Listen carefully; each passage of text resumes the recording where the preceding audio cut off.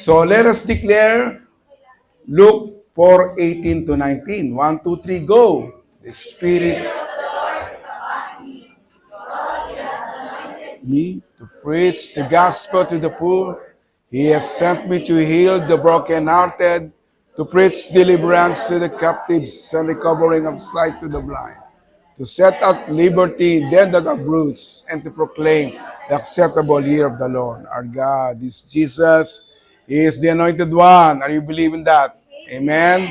So, J1 Culture, I am a blessing. I am anointed. I am a good follower. I don't destroy, I build. I am not Sisina. I appreciate everyone and everything. I'm part of something big. I'm partnership with Christ, and I'm not extreme. That is our culture, our walks of life. Lagi po natin idideklara yan sa buhay natin upang sa gayon mag-manifest. Amen. So kung kayo handa na, narinig ba tayo sa likod? Amen. Parang ang layo, no? Narinig tayo sa likod. Yan, amen. Yung aircon umabot? Oh, yan. May sarili kayong aircon dyan. So, komportable po tayo rito sa ating church. At gusto natin, pag dumating tayo rito, press ka pa because the love of God is always fresh in the morning. Yan. Kaya kita yung mga katabi nyo, ang babango. Amen. Mabango ba?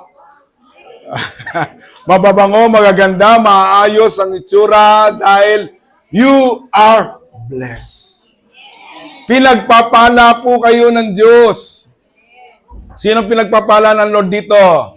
Handang-handang tanggapin yung pagpapala ng Diyos.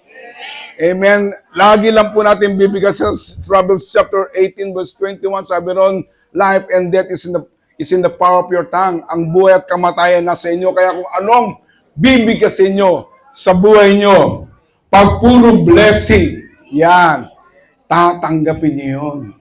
Amen? Kung gusto nyo tumanggap ng mga pera, sabi nga, katulad kay brother, katang galing, increase ka agad. Amen? Ayan ang gustong-gusto ng Diyos, yung pinagpapala tayo ng Lord. Tayo po ay hindi magsasawang tatanggapin ang mga pagpapala ng Diyos. Amen? May inihandang pagpapala po sa atin. Amen? Kaya ang ating pong title ngayon, ang ating pag-uusapan is Obedience that leads to blessing. Sabihin nyo nga. Obedience that leads to blessing. Yan, yung tinatawag the blessing of obedience. Alam naman po natin, ang pagsunod ay daan tungo sa pagpapala. Ito'y humahantong ng pagpapala pag marunong po tayong sumunod. Amen? Katulad ng mga bata, yan, yung mga anak. Diba? Pag tinutusan mo, pag sumunod, minsan may premyo. Minsan may kiss lang, kiss para medyo matipid ng konti. Anak, gawin mo to. Yayakapin kita. Ay, kiss you, ayagi. Gagawin yan. Ganun po yung pagsunod. The blessing that follows when we obey, we are experiencing God's blessing through obedience. Tatandaan po natin yun, sa ating isipan kung paano po tayong sumunod, merong biyaya. Yun. Tinagalog, biyaya yun. O blessing nang nanggagaling sa Panginoon. Deuteronomy chapter 28 verse 14. Kung lubos ninyong susundin ang Panginoon, okay? Kung lubos ninyong susundin ang Panginoon na inyong Diyos at gagawin ang lahat ng utos niya na ibinibigay sa inyo ngayon, gagawin niya kayong nakahihigit sa lahat ng bansa rito sa mundo. Magiging higit daw kung tayo raw ay marunong sumunod. Kung susundin ninyo ang Panginoon na inyong Diyos, mapapasa inyo ang lahat ng pagpapalang ito. Mamaya ko na sabihin nyo, tutuloy yung babasahin natin yun, yung mga pagpapalang yun. Amen. Everyone desires God's blessing. Sinong gusto nun? Aba, hindi ba ayaw yun? Siyempre, blessing nga eh. Kaya nga, panay turo natin, we have to enjoy life. Yan. We enjoy our family. God's favor and protection, yung inilalagay ng Diyos sa inyo. Sabi mo sa tabi mo, God's and protection. Nasa iyo na. Amen. And God will bless us. Unang-una talaga pinagpala na po tayo eh. Kasi binigyan niya tayo ng free will. Ano niyo ba yung free will? Yung ikaw mismo ang masusunod. Hindi ka hinawakan ng Lord bilang isang robot. Free will. Yung kagustuhan mo ang nasusunod. Ibig sabihin, although ginawa tayo ng Panginoon, pero yung free will na yun ay nasa sa inyo. Kaya nga ito, sabi nga, piliin nyo ngayon kung kayo susunod, kayo ay pagpapalain. Pero, kung hindi kayo susunod, sumpa o galit ng Diyos o galit o mga bagay na hindi maganda ang mangyayari sa inyo. Kaya may free will tayo. Pareho tayo sumunod. Hindi kagaya ng ibang tao na, dito kayo. Wala pupunta sa kaliwa. Yan. Pero ikaw may papipiliin ka ng Lord. If you want to choose blessing or wrath of God. Yan. So everyone desires of God's blessing. Gusto natin ang bawat tao ay nagnanais na maranasan ang mga pagpapala ng Diyos. Amen. Ang kanyang paglingap, yung favor niya, yung sasabing paglingap, yung favor at proteksyon. Binibigyan tayo ng malayang pagpapasya, yung malayang pagpapasya natin kung tayo ay makapili ng tama at desisyon sa buhay natin. Amen? Talaga pong iyon po ang pinaka-blessing na binigay ng Panginoon. Ninanais po natin na magkaroon tayo nito. Unang-una, maganda po, we are long for a healthy family. Sino yung gusto malusog ang pamilya? Ayaw natin na may sakit. Nasa iba nga, di baling walang pera, basta walang sakit ang pamilya. Amen? Nalagay yun. Sinasabi na, dinideclare nila yun. Kahit walang pera, basta ang pamilya ay malusog, walang sakit, walang karamdaman. Pero sa JA1 people po, may pera na, healthy pa ang pamilya. Tanggapin nyo kagad yun. Kunin nyo kagad yun. Amen? We desire a successful life and successful in living. Tatanda po natin, ang blessing ng Lord, we wish to have a desire, a successful life, at the same time, successful in living. Sino po rito mga nakapagtapusan ng pag-aaral? Okay, mga college, yan, high school, yan. Di ba? Nag-success kayo doon. Pinagbutihan nyo yung inyong pag-aaral, nakatapos kayo ng kurso na gusto nyo. Maganda yon, di ba? Pero ang susunod doon ay yung success in living. Doble pong binibigay ng Diyos sa atin. Success in life at success in living. May pagkakaiba ba yun? Di ba pag success ka na sa life, success ka na sa living? Hindi po. Malayo po, di ba? Paano yung pastor? Tingnan niyo yung mga mayayaman na tao. Kung may kakilala tayo, may mga nakikita sa Facebook. Sila po yung mga anak nila nakapagtapos. Kilala, tao. Pero yung pamilya nila, masyadong magulo. Hindi nagkakaroon ng healthy relationship. Iyon po, sa atin po, tayong mga anak ng Diyos, nalaman natin, naging success po tayo sa ating buhay, magiging success din po tayo sa ating pamumuhay. Masaya, di ba? Kahit ang ulam ay, hindi naman, taas-taasan natin, tuyo at itlog. Lagyan natin ng itlog. Masaya! Masaya kang kumakain. Iba nga, nakahanda na yung masarap na pagkain Hindi sila nagkikita-kita. Minsan hindi sila nagsasama-sama kumakain. Tayo po, kahit anong ulam ang handa, dahil sa mga JA1 people, talagang they will enjoy life. Amen. Nung naituro ko nga enjoy life, lagi na nga lang po tayo. Kasi pag sinabi mo natin enjoy life, ano yung sinuro ko sa atin? You eat, you drink, and be happy. Okay, pastor ko, mayroon tayong enjoy life. Ano ibig sabihin? May kainan tayo at may masayang salo-salo. Yan. Sa ganun, sa ibang tao, hindi natakamtam yun eh. Kasi nga, hindi po nila kilala ang Diyos, hindi po nila kilala ang Panginoon, sapagkat alam nila yung mga na meron sila, yun ay kadahilanan, dahilan lang yun dahil sila po ay nagtrabaho ng masaganang ng buhay nila, kaya gumanda, masarap kinakain nila, pero they are not happy with their family. Tayo po, we desire a healthy family, we desire a successful life, and even success in living. Amen? At we pray for the peace, yung kapayapaan, favor, provision, and protection. Nanalangin tayo sa mga kapayapaan, magkaroon ng peace, hindi lang sa pamilya natin, sa buong entire family, full circle of your family, paglingap ng Diyos, yung provision, yung favor, at yung protection. Kaya tayo, minsan hindi tayo kinakabahan eh. Pag umalis yung anak natin, pumunta mo sa ibang lugar, alam natin, they are protected by God. Eh, kahit ilang pa security, yung mga ibang mayayaman, ilan ang security, ilang bodyguard, 3, 4, 5. Kasi they are not hindi nila napipil, they are not feeling na sila po ay protected. Tayo po, we are all protected by God, by the angels of God. Amen. Pero ito importante, gustong-gusto natin yan. Tama? We desire for this, lahat ng blessing, healthy, successful life, gusto natin lahat yan. Amen? But there is a important question. Are we willing to obey God in order to experience His blessing?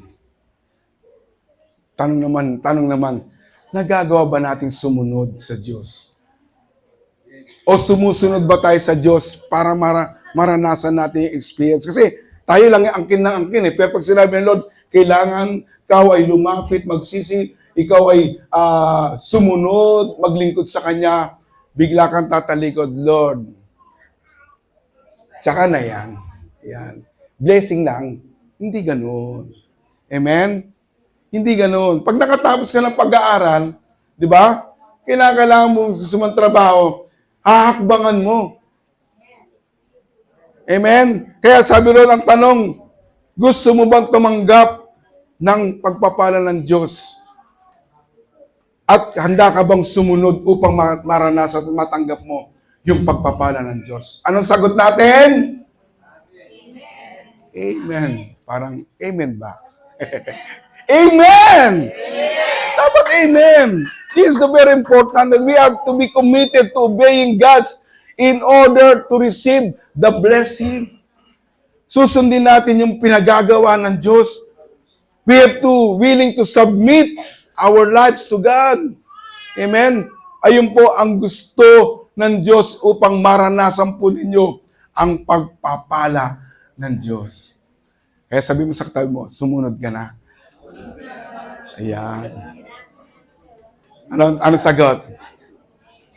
Kailan? Hindi gano'n. Yes, Lord.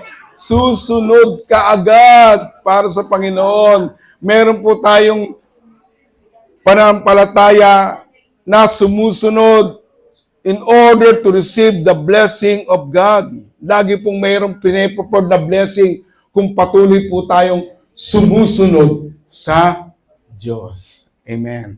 We will trust and obey God to experience the blessing. Kaya minsan parang natitenga. Ano yung natitenga? Ba't ang tagal? Ang dami na nagtatanong. Gusto na nalang bilhin. Bilang pagbibilin na. Kaya binibenta kang yung isang property o isang... Ando doon na. Bakit kulang? Natitenga. Laging umaaya o laging nabibitin. Maaring hindi mo nasusunod yung pinagagawa pa ng Diyos sa inyo. Amen? Praise God. Many people want the hand of God, but they are unwilling to follow the voice of God. Gusto silang abutin ng Panginoon. Gusto nilang maabot sila ng Panginoon, yung mga tao. Pero, hindi naman sila marunong sumunod o makinig sa mga salita ng Diyos. Okay. Sa Deuteronomy chapter 20, we can see a very clear biblical principle. That obedience position us to enjoy God's favor. Mararanasan po natin yung favor ng Lord kung tayo po ay susundin yung biblical principle ng Panginoon. Kapag tayo po ay sumusunod, inilalagay natin ang ating sarili sa posisyon upang maranasan, yan, at matamasa ang kanyang paglingap at kanyang pagpapala. So, anong gusto ng Panginoon nito? Obedience that leads to blessing. Number 1, listening to God is the foundation of obedience. Totoo po yun. Ang unang-una pong foundation ng obedience ay marunong po tayong makinig. Okay. Amen ba sa likod dyan? Nakikinig ba kayo dyan? Huwag niyo akong tignan. Baka tingin niyo sa akin parang Jollibee na. Chicken Joy na. Mamaya magchi-chicken Joy kayo. Pupunta kayo sa Ngayon, listening to God is the foundation of obedience. So, kinakailangan lagi tayong nakikinig ng salita ng Diyos. Iyan ang nagpapatubo sa atin Romans 10:17, faith cometh by hearing and hearing by the word of God.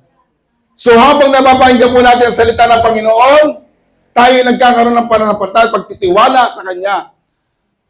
Hanggang doon ba yun? Hindi. Kinakailangan continuous.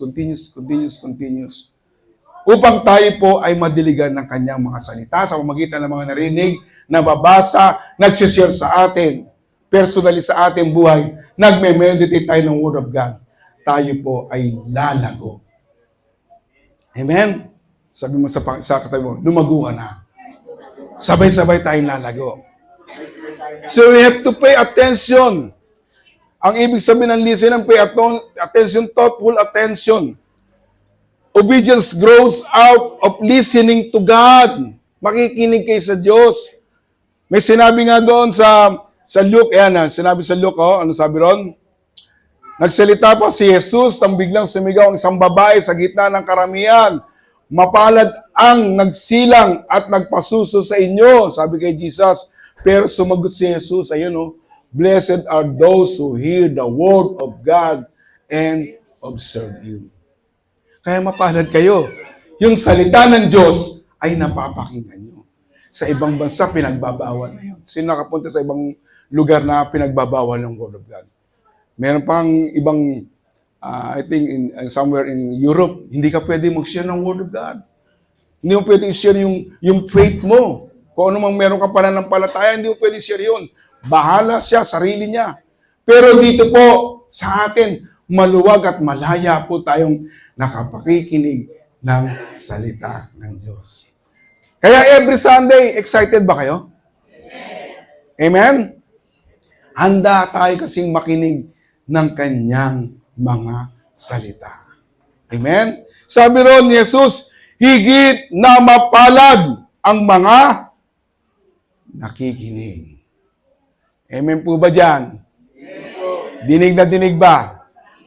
Brother Philip, pag mahina pa lakasan mo, talagang para mapakinggan nila. Pero sa dalawang speaker yan, napakalaki na yan. Dinig na natin ang salita ng Panginoon. At sumusunod sa salita ng Diyos. True obedience begins when God's word becomes our way of life. Totoo po yun. Kung ang ating buhay, araw-araw nating pinanghahawakan o minemeditate yung salita ng Panginoon, ito na yung magiging buhay natin, tayo po ay pagpapalain ng Diyos. Hindi po kailangan na naintindihan mo lang o alam mo yung Bible. Alam mo nga yung Bible, di mo nang binabasa. At hindi rin po kinakailangan na like information. Kinakailangan meditation. Ay, alam ko na yan. Alam mo na nga, kaya lang hindi mo dinidibdib o nilalagay sa puso mo yung salita ng Panginoon. Amen? Hindi rin po pwedeng tayo nandito sa church, pupunta, nakikinig, pero malayo ang iniisip. Minsan malayo pa ang tingin. Wala namang tinatanaw si brother. Pero, pag tayo narito, nakikinig tayo ng salita ng Panginoon, expect the blessing. That is the way of your life. And God will provide everything in your life. Blessed are those who hear, mapalad yung mga taong nakikinig. Hindi lang sa katabi, kundi sa Diyos. Amen. Kaya sabi mo sa katabi mo, ay, nakikinig ako ng Word of God. Huwag mo muna akong kausapin. Kasi kinakausap ako ng Diyos through His Word. Yan. Kaya mapalad na po tayo. Information alone does not transform us. Kinakailangan ina-apply po natin. We know that the Word of God, because this is the foundation of our obedience. Amen. Ang kalaman lamang ay hindi nagbabago sa atin. Ang pagsasabuhay nito ang magdudulot ng tunay na pagbabago. Narinig mo nga, hindi mo namang ginagawa. Anong tawag doon? Walay. Di ba? Sabi ng doktor sa'yo, ay, ano ba sakit mo? Tinignan ka, tsuk, tsuk, tsuk, tsuk, tsuk, tsuk. Ito sakit mo. Itong iinumin mo. Itong piprescription sa'yo. Ibinigay sa'yo. Tapos di mo naman ininom. Hindi ka pumunta sa para bilhin. Gagaling ka ba ron? Hindi, binasa mo lang eh. Ay, sakit ko pala sakit sa tiyan. Ngayon, hindi ka bumili, hindi ka sumunod sa dapat mong inumin. Hindi ka po gagaling. Amen? Naintindihan ba? Kung ano yung sinulat ng doktor, kung ano yung sinulat ng Diyos sa iyo, at anong pinagagawa sa iyo ng Diyos, dapat gawin mo ito. Amen. Okay. We must leave them out. Mabubuhay tayo doon. Mahalagang malaman ang katotohanan ng Diyos, ngunit ang pagsunod dito ang nagdadala ng kanyang pagpapala. Amen. So, number 2. Madali lang po tayong matapos dito. Number 2, obedience leads to God's favor. Ano ba yung favor? Yung paglingap. Yung pagsunod ay naghahatid ng pagpapala at paglingap ng Diyos. Ang favor ng Lord, ang kanyang heaven ay bukas na bukas para sa atin. Nag-i-invite po tayo ng God's favor kung marunong po tayong sumunod. Kaya minsan, medyo pag nalis tayo, tapos yung asawa mong babae, nagsasabi, sabi ko sa iyo kung sumunod ka lamang. Sa asawang lalaki, ako lalaki na naman. Pag sinabi ng babae, sabi ko sa iyo kung sumunod ka sa sinabi ko, dahi ka dapat nagkaganyan. Kaya sabi siya, oo nga, ganun din sa Lord. Kung hindi po natin susundin ang mga sinasabi niya, hindi po natin malilingap yung favor ng Panginoon.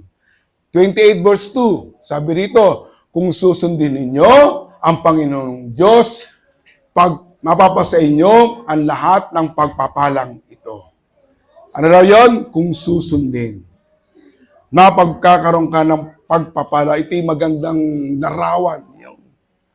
Kaya lahat ngayon, nga niisip nyo ngayong araw na ito, isipin nyo na kung ano yung magandang mangyayari. Ipipicture nyo ngayon o hanggang bukas na mangyayari. Yun po ang iisipin ninyo. Amen?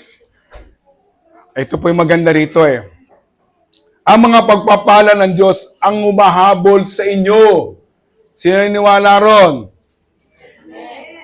Hindi po yung hahanapin pa natin kung paano yung pagpapala ng Panginoon, kundi ang pagpapala ng Diyos ang hahabol sa inyo. When we put God first, He opens the door that we could never open ourselves. Kita nyo, nagkakaroon ng increase. Di ba? Si brother, increase, Praise God. Pinagpapala marami po. Nakakapunta tayo sa iba't ibang bansa. Amen. Sino pa hindi pa nakapunta na iba't ibang bansa? Sino gusto nyo? Amen. Iyon. Desire. Lord, I follow you. kaya habulin niyo ako ng pagpapala.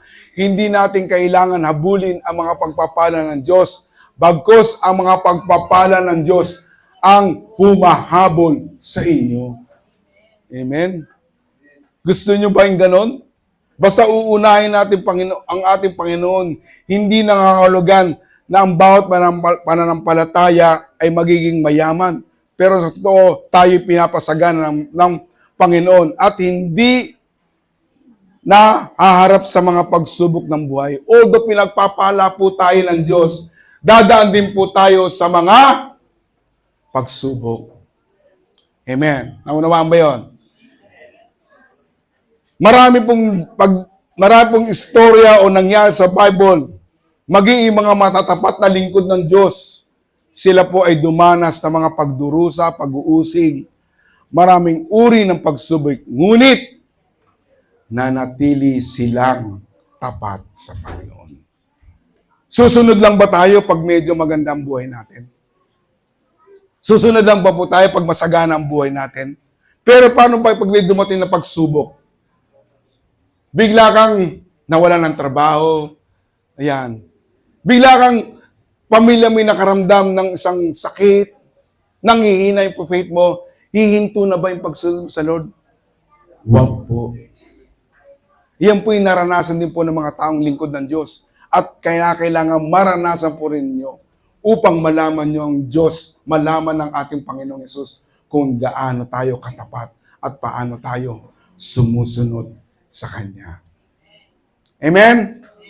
Palapakan po natin, Panginoon. Bagamat may mga pagsubok tayong sa ating mga buhay, pag-uusig, yet God's promises remain true. Unang-una po, He give His presence. Amen. He give us His presence. Kaya hindi kayo natatakot. Saan man kayo dalhin, saan man kayo pumunta, kahit kayo mag-isa, dahil kasama nyo ang inyong Diyos na buhay. He give us His provision. Ano yun? Kumpleto. Sino nagugutom dito? Wala nagugutom dito sa mga anak ng Diyos. Sobra-sobrang pagpapala atin yun. Amen? Nung dati nga di ba? Maalala ko lang, makakain ka lang ng apple pag December. Di ba? Tama po ba yun? Mga Gen X? Kasi ganun tayo nun Sabi natin, ay, Pasko na naman, magkakaroon na ng apple, yan, ubas na. Ngayon, kahit 2 beses sa linggo, may dala si nanay, may dala si tatay. Apple. Di ba? Merong grapes. Yan. Hindi po tayo nawawala ng provision dahil ikaw po ay talagang pagpapala ng Panginoon kahit anuman sitwasyon ng buhay niyo. Amen. Binibigyan tayo ng wisdom ng Lord. Amen. Katalinuhan, may mga desisyon na hindi natin kayang sagutin. Yan. Pero dahil sa kaalaman na binibigay ng Panginoon, na pagtatagumpayan tayo, nagkakaroon po tayo ng kapayapaan. Amen. Kahit may problema, makakatulog pa rin. Kahit anumang dadaaning pagsubok, you can sleep well. Yan. Pero gigising Hindi kagaya kinuwento ng Sister Banji, hindi na nagising. Tayo gigisingin ng Lord. Amen? Tayo ay gigisingin ng Panginoon dahil may kapayapaan tayo.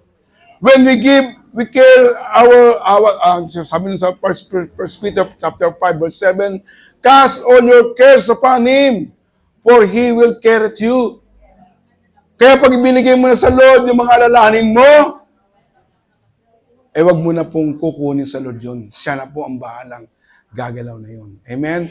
Yung paglingap ng Panginoon, His favor and His guidance. Ito po yung blessing na hindi kayang bilhin ng salapi.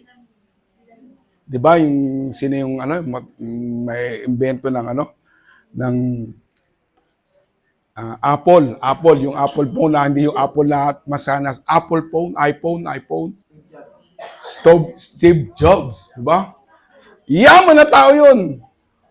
Napakayaman. Pero tinamaan siya ng sakit. Sabi niya, kung meron lang gustong kumuha nito, babayaran ko. Pero wala pong kukuha nun. Sino ba kukuha ng sakit? Pero babayaran ka naman. Gusto niyo yun? Di ba hindi? Wala pong kumuha, namatay po siya. Na hindi po niya nabili yung kapayapaan kahit marami siyang pera. Yung presence, provision, wisdom, peace, favor, and guidance, hindi po yan po yung mga blessing na hindi pwedeng bilhin ng pera. Kahit pa-airconan nyo pa ng buong bahay nyo, at kung wala kang kapayapaan, hindi ka makatulog.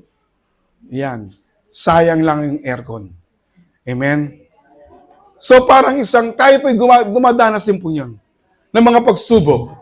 Pero nariyan po yung binibigay ng Diyos. Parang isang payong. Alam niyo yung payong, di ba? Payong. Saan ginagamit yun? Sa ulan. Yan. Pag nasa ulan, pag ginanyan ba yung payong, umihinto ba yung ulan? Hindi naman Ang ginagawa nyo, pinapayungan nyo kayo sarili nyo, o yung kasama nyo, dalawa kayo, hindi kayo nababasa. Continuous kayong hindi nababasa. Ganon din po, kahit anong pagsubok na dumarating sa inyo, hindi po kayo masasaktan.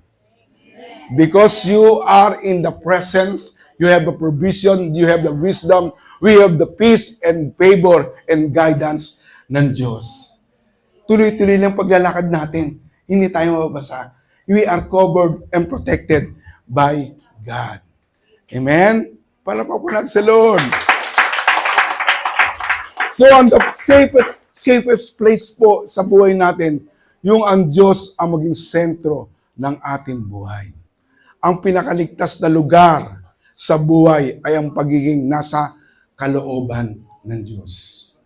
Amen? Pag gagawa ka ng kalokohan, hindi kalooban, siguradong babagsak ka, manghihina ka, at tuluyang mawawala sa Lord. Ang pinakaligtas na lugar sa ating buhay, ang sentro, ang kalooban ng Diyos. Nagagawa natin yon. Number 3, and this is the last. Obedience makes us instrument of God's blessing. Kung marunong po tayong sumusunod, we can attract people. Amen? Sabi ng sa Deuteronomy 28 verse 9 and 10, ayon sa pinangako ng Panginoon na inyong Diyos, gagawin niya kayong na pinili niyang mamayan. Kung susundin ninyo ang kanyang mga utos at mamumuhay ayon sa kanyang pamamaraan. At ganoon ay malalaman ng lahat ng tao sa mundo na pinili kayo ng Panginoon at matatakot sila sa inyo. Amen? You can attract people kung tayo po ay sumusunod sa Panginoon. Para bang tinatanong, bakit kakaiba yung pamilyang yan? Bakit kakaiba itong taong ito? Kahit saan ko dalhin, kahit saan, lagi na lang sinasabi niya ang Diyos. Lagi niya sinasabi niya, God will provide. God is so good. Laging ganun. Ngayon ma-attract siya. Ano bang meron sa iyo? At sasabihin mong, si Jesus ang nabubuhay sa akin. Siya ang sinusundan ko. Amen. Praise God. God's blessing, laging naroon na maka-attract tayo ng ibang tao. He blesses us to become. Kaya kita nyo, pinagpapala po kayo. Lahat po tayo pinagpapala. Lahat po tayo ay nararamdaman. Kaya tayo pinagpapala at nagiging mabuti tayong asawa. Ayan. Tama ba? Tama? Tatamaan pa lang. Tayo, dati hindi ka na mapagmahal na asawa eh. Ngayon, nagmamahal ka na.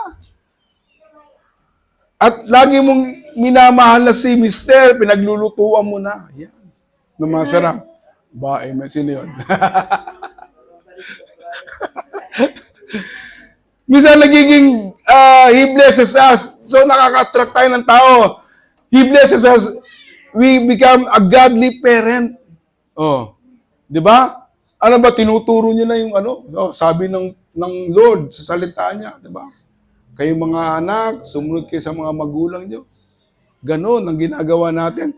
Nagiging faithful employees tayo. Di ba? Hindi na tayong patulog-tulog na sa trabaho. Nagiging faithful tayo. Nagiging generous giver tayo. Dati madamot din ako eh. Pero ngayon, hindi na. Kasi binibless ka na ng Panginoon. You want to attract people para sila mapalapit sa Lord. Kinakailangan magiging giver ka rin. Amen. Mas maganda po yung nagbibigay. Amen? Mas maganda yung nagbibigay kaysa humingi. Kasi nga yung nagbibigay, masaya yon. Totoo, di ba? Pag nagbigay ka, masaya pa kayo pag nagbibigay? Sa tao, sa Diyos, o kahit sa paraan, naging masaya ba kayo ron? Amen. Kasi yung humingi, masaya rin yan. Masaya rin yan. Pero, kung aasahan mo, yung bigay ng tao at mapay na hindi ka mabigyan, medyo magsasad ka, malulungkot ka. Kaya mas maganda yung nagbibigay. Dahil ikaw ang unang pagpapalain ng Lord. Ba't kaya ako binigyan ng 2 saging? Yan. Kasi nga pala, may bibigyan kang isang saging sa kaibigan mo. Amen. You will become a generous giver. At when you become a generous giver, people will attract sa buhay nyo. Masabi lang, sino ka? Bakit ganyan ang ginagawa mo? Di ba? You will be a good neighbor. Yan. Dati, hindi natin pinapansin yung mga kapitbahay natin. Hayaan mo nga sila dyan. Hayaan mo sila dyan. Ganyan yung mga taong yan. Hindi natin pasinin yan. Pero ngayon, niningitian nyo na. Di ba? Nililinis yun yung bakuran nila. Magwawalis-walis ka na rin. Nakikita nila, ma-attract sila sa buhay nyo. You will become effective witness for Christ. At inyong magandang patotoo. Yan. Magandang patotoo ang magsasabi kung sino ikaw sa kanila. Pinakikita mo yung buhay may katapatan sa Diyos na sumusunod sa Kanya. Amen. Mas malamang pakikinggan ng mundo ang isang Kristiyano na ang buhay ay nagpapakita kay Kristo kaysa sa isang nagsasalita lamang tungkol sa Kanya. Kailangan ang pinapakilala po natin ang Diyos.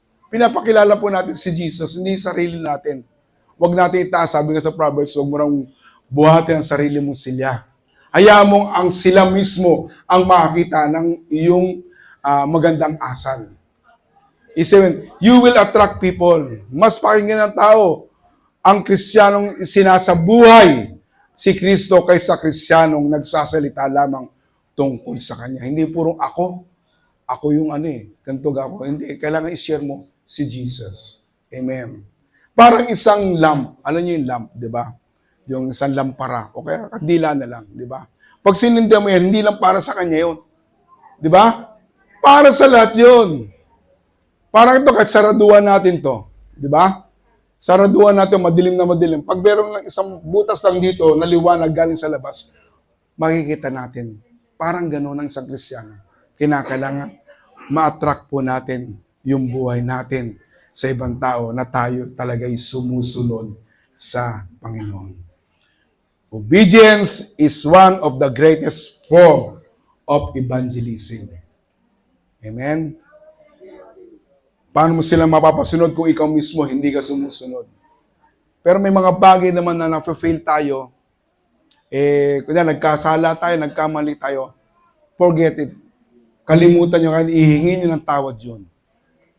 Tandaan po natin yun, Pag tayo po yung nagkakamali, nagkakasala, hindi kayo nagiging tapat. O hindi kayo nawawala sa kasalanan. Iba po yung nagkakasala at patuloy na nagkakasala. Minsan nagkakamali tayo, amen? Pero humingi lang po kayo ng tawad.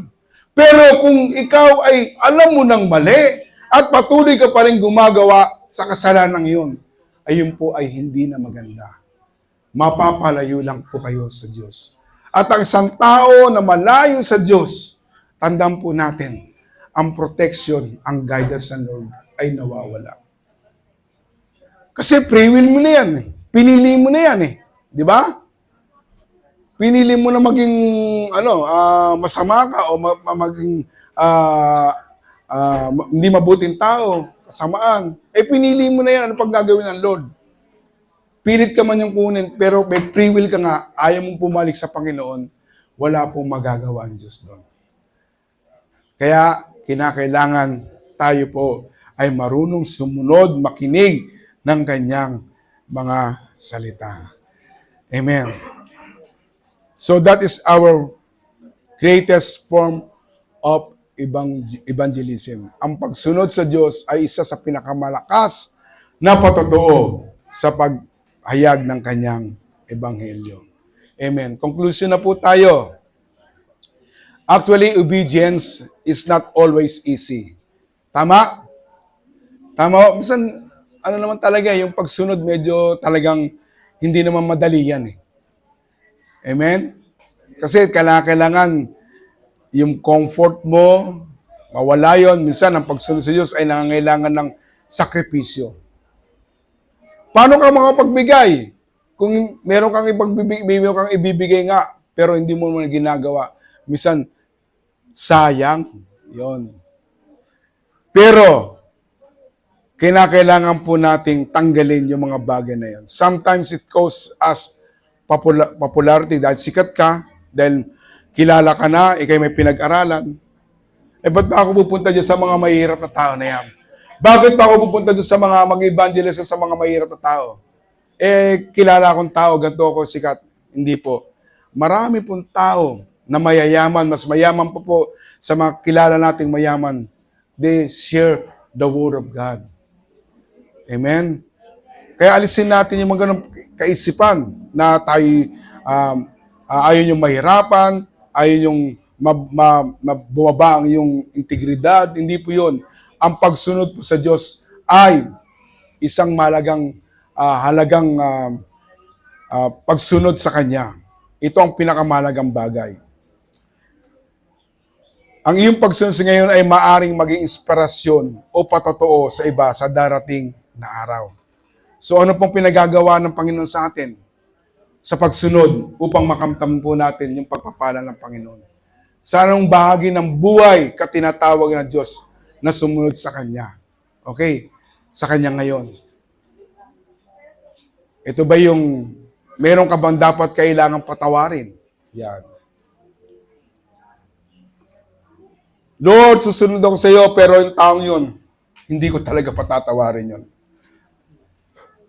Isa sakripisyo eh. Di ba? So, itong pinagagawa ng Lord sa atin upang mapakamtam natin yung pagpapala ng Diyos. Meron ka bang kailangang patawarin? Meron ba? O wala? Wala naman, pastor eh. Baka talaga naman. Kung meron po, patawarin niyo na po. Amen? Ayan, Brother Lester, sige, kulang muna ako. Okay. May relasyon bang dapat kailangang ayusin? Amen? Sa asawa, sa magulang, sa kapatid, sa pinsan, sa pamangkin, sa apo, meron bang dapat ayusin? Iyan ang pinagagawa ng Panginoon. Tinatawag ka ba ng Diyos na maging tapat sa pagbibigay? Pinagpapala po tayo ng Lord. When you are blessed exceedingly, mas bigitan pa natin yung pagpapalang ibibigay natin para sa ating mga mahal sa buhay, maging sa church. O maglingkod sa ministeryo, ibahagi ang ebanghelyo. Talikuran ang isang maling gawi. Yan. Let's go of a sinful habit. Huwag nang ipagliban ang pagsunod sa Diyos. Ayan po yung challenge ngayon. Meron ka ba dapat patawarin? Forgive someone, restore a broken relationship. Yan. Yung faithful in giving, serve in ministry. Kaya ang team nga po natin talaga ay mission. Kung tayo po'y papagamit sa Lord, why not ngayon na? Huwag na po natin i-delay. Amen? Share the gospel. Let go of a sinful habit. Answer God's call. Kung tayo po'y tinatawag ng Panginoon, huwag na po nating i-delay. Sometimes, delay is still disobedience. Kailan po tayo maglilingkod sa Diyos? Kailan po natin gusto maranasin pagpapala ng Panginoon kung ang bagal naman nating sumunod sa Panginoon? Pero tatandaan po natin, di po tayo sumusunod Diyos para pagpalain. Sinusunod po natin ang Diyos dahil mahal natin siya. Amen. Palapakan po natin ang Panginoon. Ngayon ating blessing na sinasabi ng Panginoon sa atin. So habang binabasa ko to, you can say amen. Kagaya ng sinasabi sa 2 Corinthians chapter 20, all promises of God is say all yes. Even many promises of God, they are all yes. And we can say amen. Amen? Ito sabi ng Lord, kung susundin ninyo ang Panginoon na inyong Diyos, mapapasa inyo ang lahat ng pagpapalang ito. Makinig, ito na. Makinig, ito na po. Pagpapalain niya ang lungsod at mga bukid ninyo. Ibig sabihin, negosyo yun. Amen? Ang kininyo. Pagpapalain niya kayo ng maraming anak. O, sino? Sino gusto maraming anak? Siyempre, asawa muna, no? God has already prepared a partner, a good partner para sa inyo. At kung may partner na kayo, hindi good, bad siya, magiging good na. Amen. Tuntua si Mrs. Yes. Pagpapalain niya, kayo magkakaroon ng masaganang ani at maraming hayop. Ibig sabihin, yung mga negosyo nyo, pararamihin pa ng Panginoon. Pagpapalain niya kayo sa masaganang ani at pagkain. Amen. Laging puno yung bigasan. Magagandang klase ng bigas. Pagpapalain niya ang lahat ng ginagawa ninyo. Amen. The works of your hands, pagpapalain. Ipapatalo ng Panginoon sa inyo ang mga kaaway na sasalakay sa inyo. Walang magagawa yung mga umaaway sa inyo. Kahit pinatawad mo na sila, inaaway ka pa rin, wala po silang magagawa. Amen. Kasama mo ang Diyos. Ayaw mo ang Diyos ang magtanggol sa atin. Sama-sama silang sasalakay sa inyo, pero magkakanya-kanya silang sa pagtaas. Ito verse 8.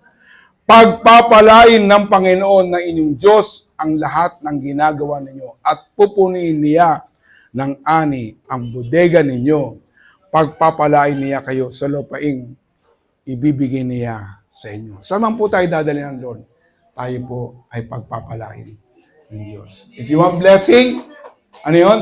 Listen, obey, and share. Show yourself that you are obedient to God. Amen? Praise God. So, ngitihan sa katabi nyo, pagpapalain ka ng Panginoon. Sige, tumayo po tayong lahat. Praise God. Blessing, blessing. Kakantayin po natin yung the blessing. Yan. Kayang-kaya, bro. Bro, kayang-kaya. Amen. Praise God. Are you happy? Yes. Amen. Be happy. Be happy. The Lord bless you and keep you. Make His face shine upon you. Amen. We will say amen, amen, amen, amen, amen.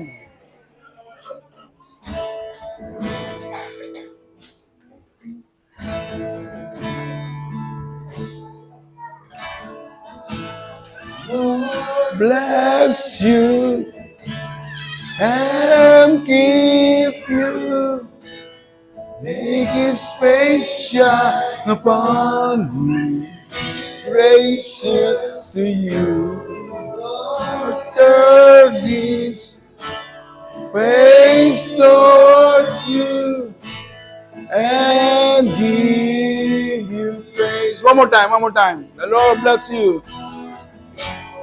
Lord bless you and keep you.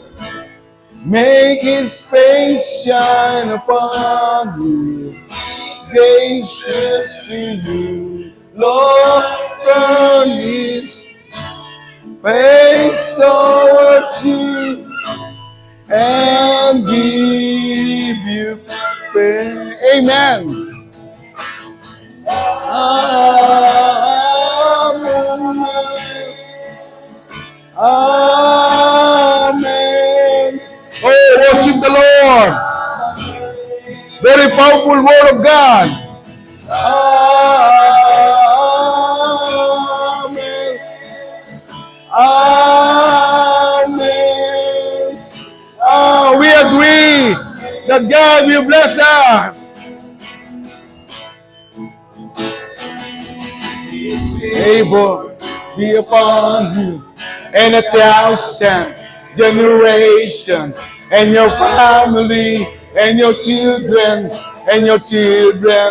may His praises go before you, and behind you, and beside you, all around you, and within you. He is with you. He is with you in the morning, in the evening, in your coming and your going. He's sleeping and rejoicing. He's with you. He's with you. He's for you. He's for you. He's for you. He's for you. Hallelujah. Ito na po. Let's pray. Amen. Amen. Amen.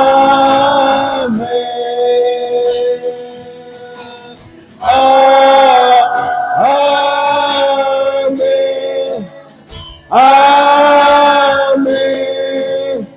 Amen. May His favor be upon you and 1,000 generations, and your family, and your children, and your children, and the children. May His presence go before you, and behind you, and beside you, and around you. It's within you. He's with you. He's with you in the morning, in the evening, in your coming and your going, in your weeping and your rejoicing. He's for you. He's for you. He's for you. He's for you. Jesus is for you. It's for you. God is with us. For you. It's for you. It's for you.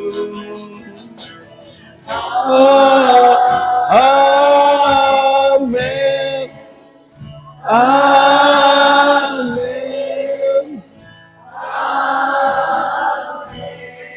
Oh, amen.